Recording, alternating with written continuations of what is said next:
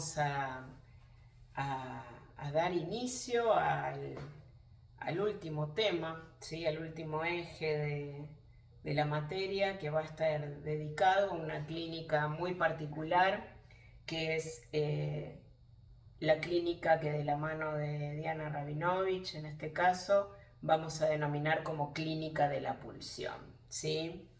Bueno, la idea es poder trabajar de su libro, ¿sí? Que aquí lo tiene, Una clínica de la pulsión, las impulsiones.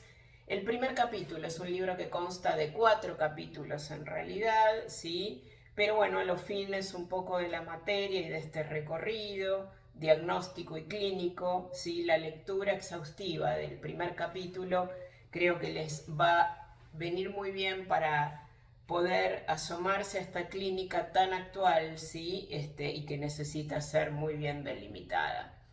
Bueno, como siempre lo hemos hecho, al trabajar algún texto y particularmente algún autor, quiero un poco contarles de Diana, ¿sí? Diana fue, digamos, sí, una, digamos, pionera en Argentina en el psicoanálisis lacaniano, sí, ella primero, bueno, estuvo en la Universidad de Buenos Aires, en la Facultad de Psicología, trabajando como ayudante con José Blecher, con David Lieberman, digamos, sí. Y bueno, ella es doctora en psicoanálisis, recibe ese doctorado ahí por el año 80 en la Universidad de París 7, ¿sí? Se exilia, digamos, en 1975 en Venezuela y con toda su familia, ¿sí? Y una vez ahí en Caracas da clases en la Asociación Internacional de Psicoanálisis sobre Lacan, ¿sí? Donde funda además dicho movimiento. En julio del 80, un año antes más o menos de la muerte de Lacan, ella organiza la visita de Lacan a Venezuela, ¿no? Su única visita a América del Sur, ¿sí? Donde dictó el famoso seminario de Caracas. Bueno, Diana después regresa a la Argentina, ¿sí? Ella va a ser concursa y gana la titularidad, es titular de la cátedra durante muchos años de escuela francesa en la Universidad de Buenos Aires, en la que tuve, bueno, la suerte de poder cursar, ¿sí?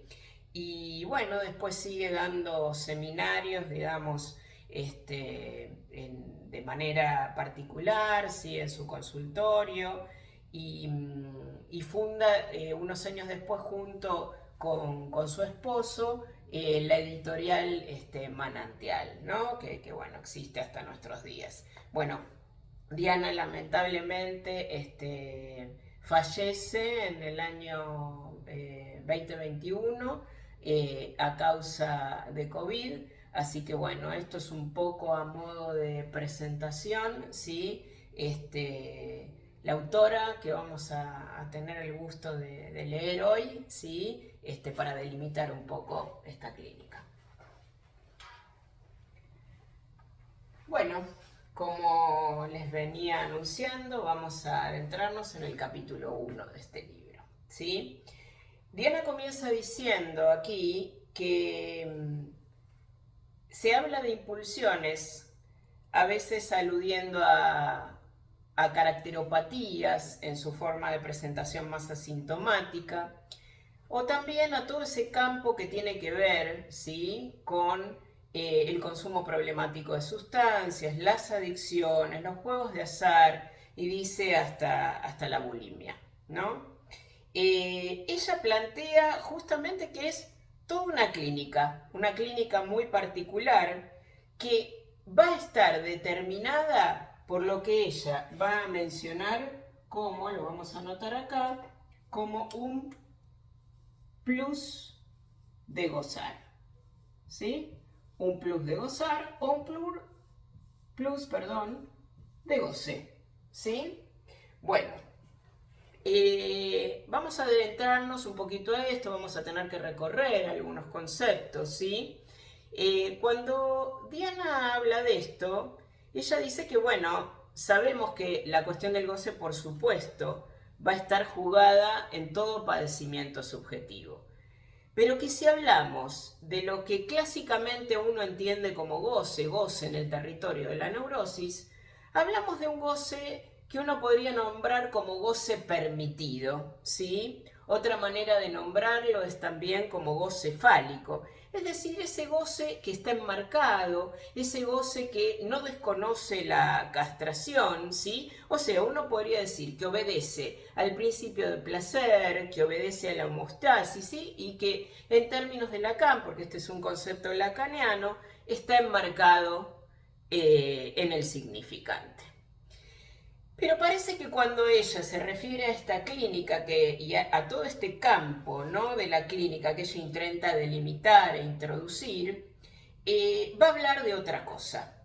Va a hablar de este plus de goce o de este plus de gozar, introduciéndolo como un modo de presentación, ¿sí?, en el sujeto, ¿sí?, que se presenta con un padecer en términos vagos, va a decir Diana, ¿sí?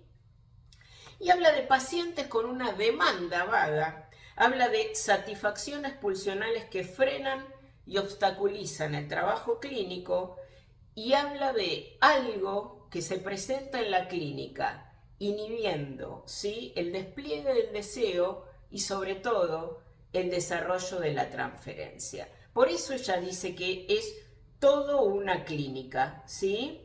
Es la presencia, ¿sí?, estos padeceres en términos vagos, son la presencia de la pulsión en la clínica, entonces, que inhiben la transferencia y frenan el trabajo clínico.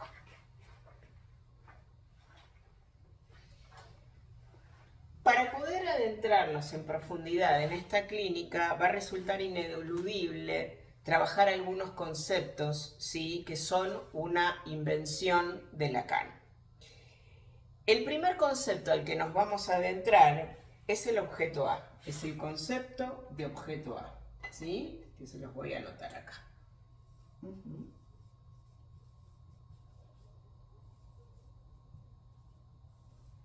Bueno, el objeto A, como les decía, es una invención lacaniana y es un derivado, no quiere decir que sea lo mismo, del objeto perdido freudiano, ¿sí? ¿Qué es el objeto A? Para poder resumirlo un poco a los fines de la clase, es básicamente el resto de una operación. La operación por la cual el organismo humano, ¿sí?, ese delta de la necesidad, ¿sí?, ese organismo humano es atravesado por la cadena significante en un momento mítico, digamos, ¿sí?, y adviene un sujeto, ¿sí? Adviene un sujeto castrado o adviene un sujeto dividido, ¿sí? O sea, lo que primero uno tiene que pensar, ¿sí?, es que ese es un momento de renuncia al goce, ¿sí? Se pierde el organismo como tal, ¿sí? Uno podría decir, se pierde algo del orden de lo instintivo, de lo natural, ¿sí? Y eso entraña ya la división del sujeto, ¿sí? Implica la constitución de un sujeto que a partir de ahí queda dividido porque está atravesado por una cadena, por el universo simbólico, pero por la cadena significante que le viene del otro, ¿sí? Bueno, este objeto A para Lacan va a ser, ¿sí?, que quede relegado de alguna manera ese goce a cuatro formas, ¿sí?, que van a ser la voz, la mirada, las heces y el pecho. Esos son los cuatro objetos, ¿sí?, nombrados por Lacan, a donde queda relegado, ¿sí?, la cuestión del goce, uno podría decirlo más en términos freudianos, donde queda relegada la satisfacción pulsional. Esos objetos, ¿sí?, van a ser los encargados de recuperar, ¿sí?, ese plus. Algo del orden de lo que como sujetos hemos perdido. Algo del orden de lo que queda perdido porque nos constituimos en sujetos, ¿sí? a partir de esos objetos, a través de la mirada, a través de la voz, ¿sí? Que es lo que Lacan nombra como objeto, se recupera, se dice que hay algo del orden de la recuperación del goce, ¿sí? O de la recuperación de una pérdida, ¿sí? O sea, se recupera a partir de esos objetos algo que debería estar perdido, ¿sí? Bueno, ahora bien, les quiero decir dos cuestiones acá. Una cosa es que ese objeto, si uno piensa, ¿sí? En la mirada, por ejemplo, si tomamos el objeto mirada, ¿sí? Actúe como causa de deseo y eso nos va a dar lugar a que hagamos dentro del territorio de la neurosis un síntoma, ¿sí? El núcleo de ese síntoma va a tener que ver con algo del orden de la mirada, ¿sí? Con algo del orden de la satisfacción pulsional recuperada a través de la mirada. Algo de lo que debería estar perdido se recupera, pero se enmarca en un síntoma. Hago un síntoma en torno de la mirada y ahí opera como causa del deseo. Otra cosa es que el objeto opere, y en este caso, tomando la mirada como objeto, como plus de goce. ¿Sí? Cuando el objeto, yo recupero algo del orden de la mirada, ¿sí? Pero eso no me funciona, ¿sí? Como causa del deseo, para ser un síntoma, y que ahí algo empiece a ser interrogado, ¿sí? Y sobre todo a este nivel vamos a estar ante la presencia de un sujeto, ¿sí? Cuando la mirada funciona, no, el objeto A funciona no como causa de deseo, sino como plus de goce. Vamos a estar en el terreno de las impulsiones, ¿sí? Y si hay algo que no va a estar presente en el territorio de las impulsiones o en esta clínica que Diana va a nombrar como clínica de la pulsión, es justamente lo que no va a estar presente, es alguien ahí como sujeto. Esto lo empezamos, ¿sí? Aclarado este primer concepto, a desarrollar clínicamente a partir de ahora. Y para entrar en esa clínica tenemos que desarrollar un concepto más, que es el concepto de goce que estuvimos nombrando, ¿sí? Hay una muy linda definición que Lacan va a dar en una conferencia que se encuentra, ¿sí?, en un librito de Editorial Manantial que se llama Intervenciones y Textos 1, ¿sí? La definición que Lacan va a dar de goce, ¿sí?, la va a dar en una conferencia, ¿sí?, que él dicta en el año 66 en el Colegio de Medicina de la Salpêtrière, ¿sí?, una conferencia que se llama Psicoanálisis y Medicina. Dentro de esa conferencia, en esta edición al menos de Editorial Manantial, ¿sí?, él va a dar en la página 95 una definición de goce que me gustaría leerles. ¿Qué se nos dice del placer? Que es la menor excitación, lo que hace desaparecer la tensión, la tempera más. Por lo tanto, aquello que nos detiene necesariamente en un punto de alejamiento, de distancia muy respetuosa del goce. Pues lo que yo llamo goce, dice Lacan, es en el sentido en el que el cuerpo se experimenta. Deténganse en esto. El goce tiene que ver con algo del orden donde el cuerpo se experimenta. Continúo. Es siempre del orden de la tensión, del forzamiento, del gasto, incluso de la hazaña.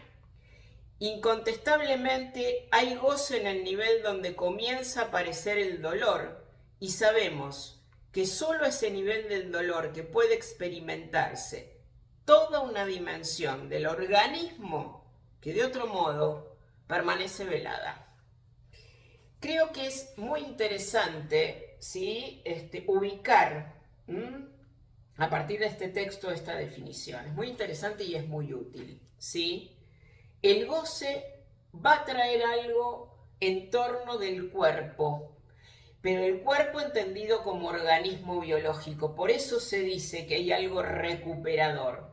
Dice Lacan, se experimenta toda una dimensión del cuerpo que de otro modo debería estar velada, ¿sí? Queda, ¿sí?, atrapada, queda atravesada, sino por el significante. Acá algo se devela y se recupera, ¿sí? Fíjense que dices en el nivel donde comienza el dolor, justamente, ¿sí?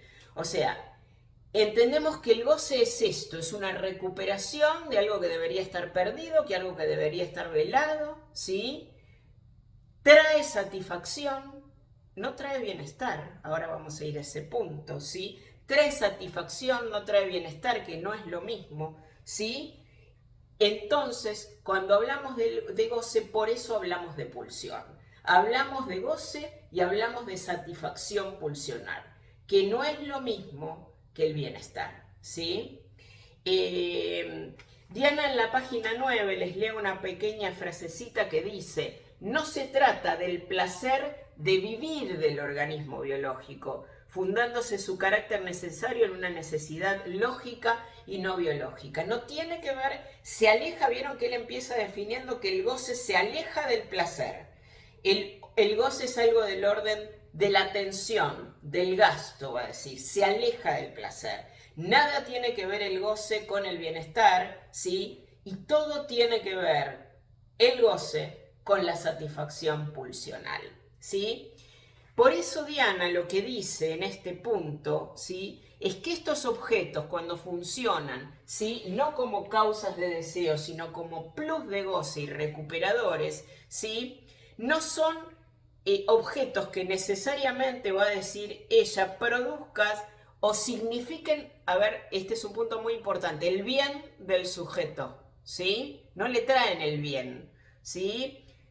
Digo, desde el ángulo de las morales o de las éticas tradicionales, ¿sí? Desde ese ángulo uno podría decir, les traen el mal. O sea, por eso esta clínica es una clínica que queda del lado del plus, es una clínica que, si lo quieren pensar más en términos freudianos, va a quedar del lado del más allá, ¿sí? No queda del lado de la homeostasis, no queda del lado del placer, queda justamente del lado del más allá del principio de placer, y por eso del lado de la pulsión de muerte. De la mano de estos conceptos, Diana hace una pregunta.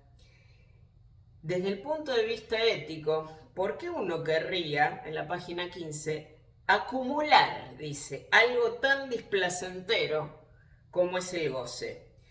Y ella lo explica de este modo, porque dice, el ser humano tiene como el bien supremo algo que no es placentero. Es satisfactorio, pero no es placentero, ¿sí? Dice, esa es la ética freudiana. Es una ética del mal hacia el cual tiende el hombre. No es una ética del bien, del bienestar, va a decir, sino una ética del goce. Cuando un paciente se pregunta, y si se lo pregunta en el mejor de los casos, ¿por qué hago esto que me hace mal? ¿Por qué hago esto que me hace sufrir? ¿Por qué, repito, me reencuentro con eso que precisamente quiero evitar? Estamos en este territorio. El sujeto, ¿sí?, que ahora vamos a ver si es tan sujeto en esa posición, busca un padecer sin saberlo, y eso le aparece como el bien supremo. Por eso dice que no es una ética del bien o del bienestar, ¿sí? Y la nombra como una ética del mal, ¿sí? ¿Qué va ubicando ella entonces clínicamente? ¿Sí? Primero que que aparece acá en la clínica, el sujeto, uno podría decir, entre comillas, quien demanda, ¿sí?, no es estrictamente un sujeto, o no viene en posición de sujeto, como nosotros lo entendemos en el territorio de los síntomas y de las neurosis. En primer lugar, porque no está frente al deseo del otro, sino que está frente a un otro de la demanda, ¿sí?, a quien le responde. Por eso no es un otro castrado. Diana lo que termina diciendo es que en realidad viene alguien que no está en posición de sujeto y que finalmente prescinde del otro, va a decir, ¿sí?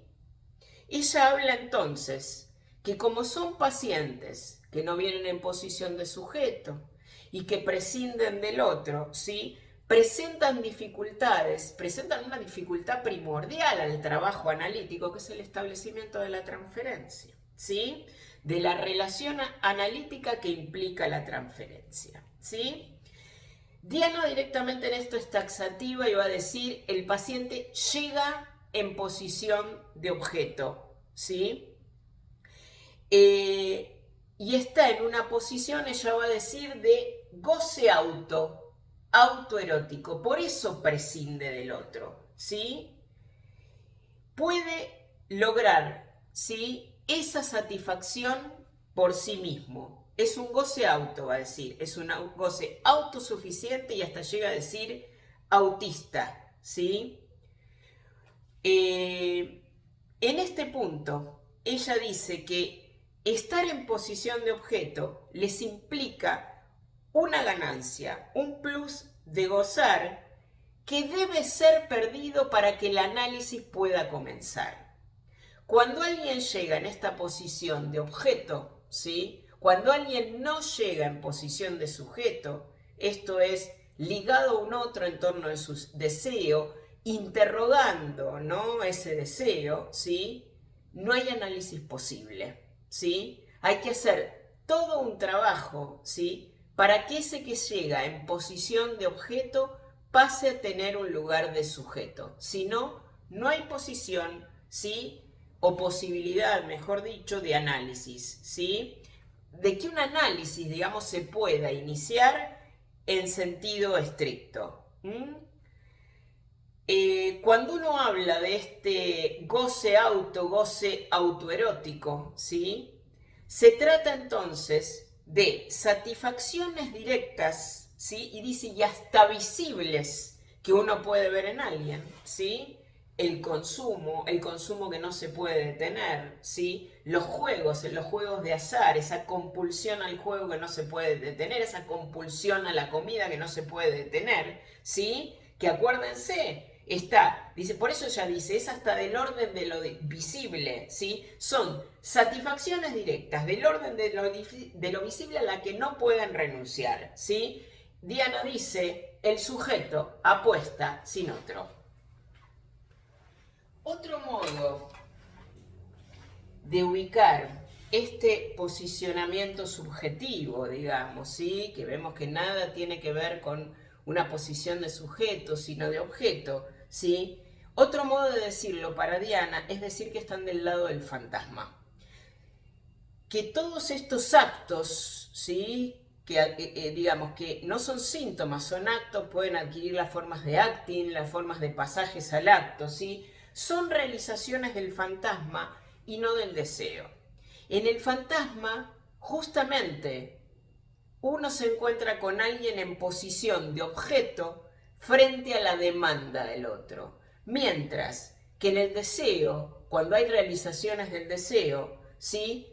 Estás en posición de sujeto responsable, aún habiendo sintomatizado eso, ¿no? Aún en los síntomas uno encuentra un sujeto responsable. Diana va a decir, digamos, llevándolo más a la teoría freudiana, que hay algo del orden de, esto es un término de Freud, un concepto de Freud, de la desividad de la libido, ¿sí? O sea, que hay algo del orden de la fijación en la libido a un objeto pulsional. Y esto lo ubica como un factor constitucional o innato, como Freud lo ubica. En la página 37, y para poder articular esto con el objeto A, en los dos últimos parrafitos, se los leo, Diana dice lo siguiente. Al ubicarse en esta posición de objeto, estos sujetos protegen sobre todo la consistencia del otro de la verdad y no como el perverso la del otro del goce. Porque dice, no son perversiones, ¿sí? No es voluntad de goce, es un otro de la demanda.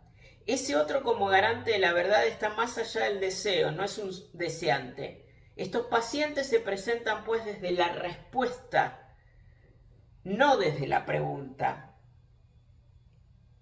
Especialmente desde la respuesta que asegura la consistencia del otro, meta que logran a través de identificación con el objeto A. El problema clínico que nos presentan es que exigen cierto tiempo de trabajo, cosa que se verá en un ejemplo que trabajaremos más adelante, antes de que el sujeto se sitúe a nivel del sujeto barrado y abandone esa posición de objeto, lo que decíamos hace un momentito. He escuchado decir a menudo que estos pacientes, por demás frecuentes en la consulta, son inanalizables, cosa que creo se debe más a la falta de paciencia de los analistas que a una falta, cualesquiera sea, del paciente. Para finalizar, quiero darles un breve ejemplo clínico, ¿sí? Que creo que que va a servir muy bien para pensar la articulación entre el goce, ¿sí?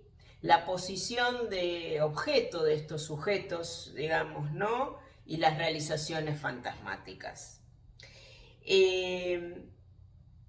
Les cuento el caso de una paciente que tenía esta expresión. Ella me decía que consumir cocaína, ¿sí?, a ella le producía adrenalina, ¿sí? Esto por un lado. Y por otro lado, en relación a consumir con otros, ¿no? Cuando esa actividad la realizaba con otras personas, entre comillas, compartiéndola con otras personas, ¿sí? Ella me decía que no sentía que se relacionaba con las personas. Y esto sí, se lo interrogaba. Me dice, yo no sé si me relaciono, ¿sí?, con eso, o si me excito con eso. Y de la mano de esto, la cuestión de lo adrenalínico que sentía, ¿sí? Uno podría decir ahí varias cuestiones. La primera es que ese acto que parecía compartido con otros no tenía nada ligado al lazo. Ella no hacía lazo con los otros. Ella estrictamente no se relacionaba con los otros, ¿sí? Ella se excitaba con eso.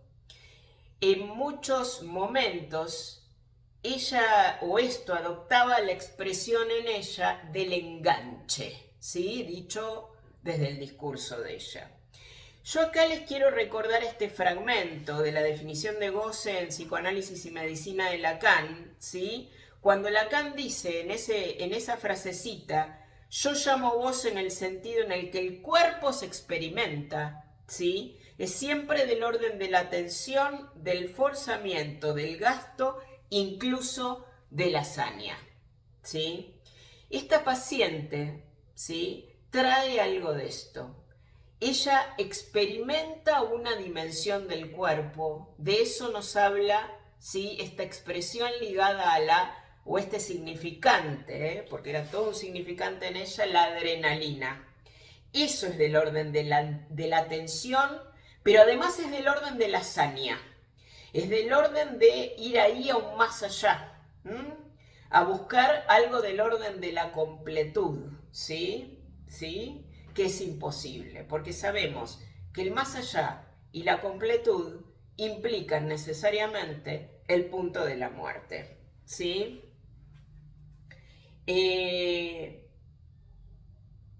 Uno a partir de esto entonces, ¿sí?, puede pensar que el trabajo que lleva, primero el llevar a alguien desde una posición de objeto a una posición de sujeto para que un análisis sea posible, ¿sí?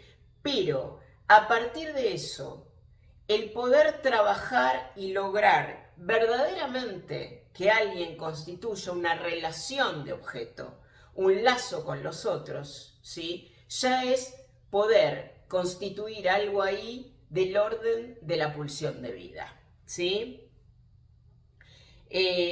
Porque el componente autoerótico de la pulsión es tan grande en estos casos, ¿sí?, que no se enlaza, ¿no?, con los otros, ¿sí?, por la vía de la relación de objeto y por ende por la vía del deseo, ¿sí?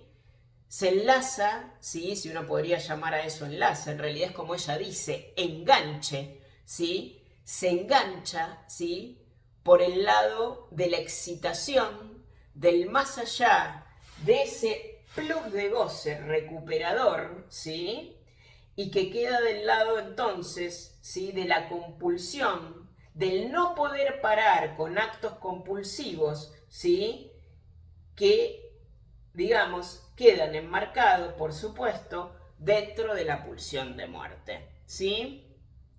¿Y por qué quedan enmarcados dentro de la pulsión de muerte? Porque al no ser algo, ¿sí?, que lo enlaza al otro y que por ende es autoerótico, ¿sí?, y que va por el lado de la vía del aumento de tensión, por el lado de la excitación, inmediatamente es algo que tiende a la descarga. Cuando hablamos en estos términos, ¿sí?, no estamos en la presencia, primero como dijimos, de un sujeto, pero por supuesto mucho menos no quedamos en una clínica, ¿sí?, que queda del lado de el procesamiento psíquico y la elaboración. Estamos en una clínica que está diametralmente ubicada en otro lugar, ¿sí? Y que Diana en este texto intenta enmarcar de alguna manera, ¿sí? Es una clínica, recuerden, de la satisfacción pulsional, ¿sí?, de la satisfacción autoerótica, que prescinde del otro, ¿sí?, que va a ir en busca ahí de la hazaña, del plus, del más allá, y que por ende siempre va a tender a la repetición del lado de la pulsión de muerte y con ello a la descarga. Bueno, llegado a este punto, ¿sí?, creo que hemos recorrido los principales aspectos que Diana trabaja en este capítulo, en este primer capítulo, ¿sí?, donde presenta, digamos, ¿sí?, en su libro toda esta clínica, ¿sí?, y que realmente tiene, como dice ella, ¿sí?, y ya lo decía por ese tiempo, un modo de presentación de la clínica muy actual, ¿sí?, y que, bueno, obviamente tendremos que abordar en estos días. Muy bien, llegamos hasta acá con esta temática, ¿sí? Espero que les resulte de utilidad este recorrido y nos vemos prontamente. Chao.